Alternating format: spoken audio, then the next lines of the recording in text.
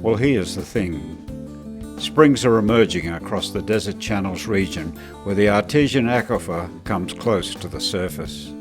Desert Channels and landholders are working together to find a solution to protecting the fragile, newly emerged springs so they have a chance to establish and become valuable and permanent water supplies for livestock while still looking after the emerging ecosystems.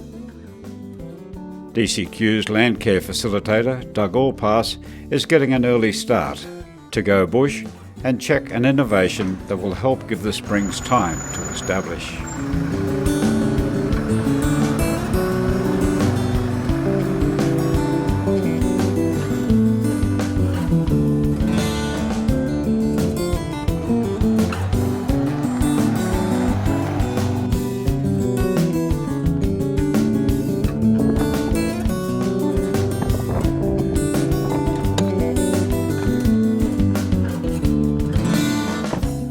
So we're here at the Springs, the North Barcaldine Supergroup.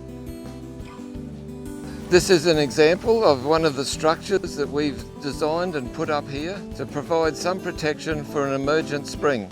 Doug checks the structures, how they're holding up, if they seem to be working. We're still learning a lot about them and fine-tuning them to meet the needs of the landholders as well as the environmental issues. He finds the structures that were designed by DCQ and Long Reach Engineering Works are working, giving young grass and plants a chance to shoot away from the trampling effects of livestock.